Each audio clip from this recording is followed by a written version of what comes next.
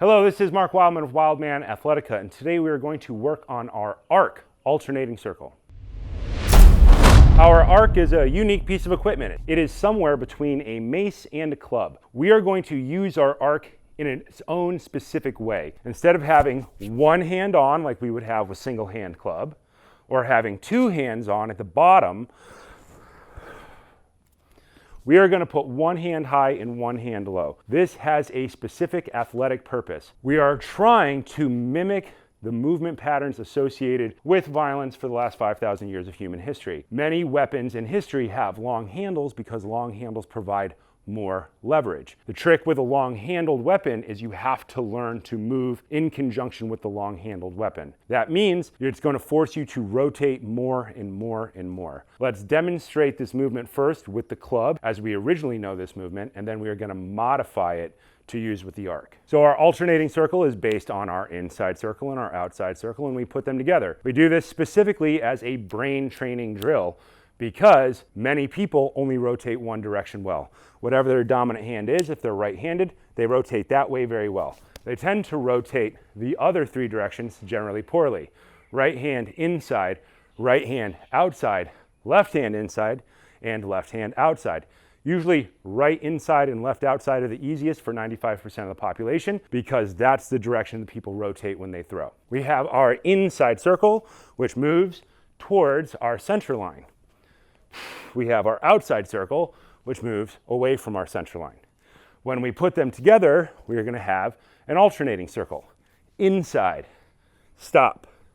Outside, stop. Inside, stop.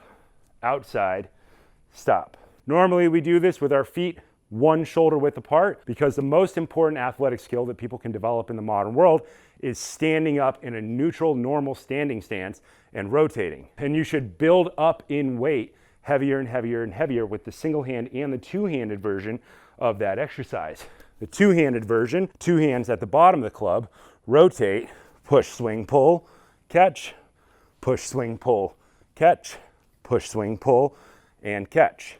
Now with the ARC, we're going to have one hand at the bottom, which is going to be our dominant hand when we're in balance position, and one hand at the top. And you will immediately recognize this as looking very martial arty. We are going to start with our feet one shoulder width apart, the same way we had it with the two-handed club. One hand high, one hand low, inside, rotate, push, swing, pull, catch.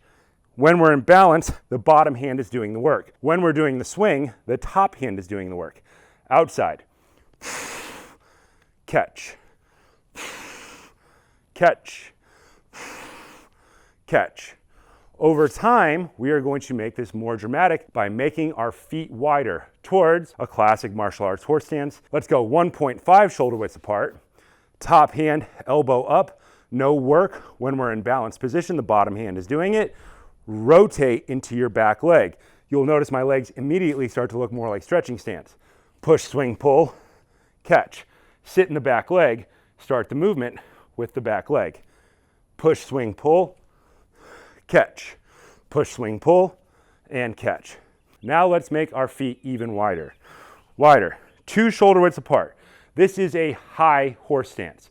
Over time, you can get lower and lower and lower as you get stronger. I'm going to ask you to point your feet straight ahead, even in horse stance. There are very specific sport applications for pointing your feet straight ahead in this position. They will pivot later, but right now, focus on feet generally straight ahead. 2 shoulder widths apart, bottom hand does all the work, top hand, elbow up. Instantly, you look cool. Shift into your back leg. Push, swing, pull, catch. Push, swing, pull, catch. Push, swing, pull, catch. Push, swing, pull, and catch. You'll notice my bottom hand is doing more work than it does when you're doing a two-handed club. So I am cycling between the bottom hand and the top hand. When we start this movement, I am pushing across with that top hand. The bottom hand is going to control the bottom of the lever to keep it from clocking me or hitting me in any way. At the bottom, balance with that bottom hand. It takes over and does all the work. Rotate your chest to face the direction you're going. You will notice it is going to create a spiral in your grounded leg. Heels stay down. If your heel's not down, you're probably gonna fall on your face. It's gonna be funny for everybody but you. Let's demonstrate it with the other side. Feet shoulder width apart, top hand, elbow up, bottom hand takes over. I almost always start with the inside circle. Rotate into the rear leg. Push, swing, pull, catch, pause. Push, swing, pull, catch, and pause. The heavier the arc, the more you're going to absorb with your legs. Push, swing, pull, and catch. Shoulder width and a half. High, thin horse stance. Push, swing, pull, and catch. Push, swing, pull, and catch. Even wider, even lower.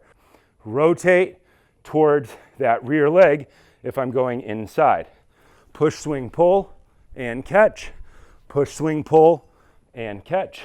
Push, swing, pull, and catch. Absorb more and more and more with the legs as you get better and better. And rotate the arc out of the way of your face. I'm catching the arc on the top hand side of my head. It is always here. It is not in front of my face. General safety, don't hit yourself in the face with a giant swinging weight. The heavier the weight, the more important it is to not hit yourself in the face. Feet, 2 shoulder widths apart, pointed straight ahead. You're gonna notice you're going to get a lot more movement from these ankles, hips, and knees. That's the point. When you're doing your horse stance, do not stick your tailbone out. This is bad. Tuck your tailbone underneath, flatten out your stomach as hard as you can, and tuck your tailbone all the way up throughout the entire range of movement. We're taking all the things we know with club and we're going to transfer them to arc. With the arc, there's going to be more rotation demand. So start with lighter weights. I do this as time under tension, set a minute, do it on each side, evolve one step, keep evolving for however much time you're going to do that day.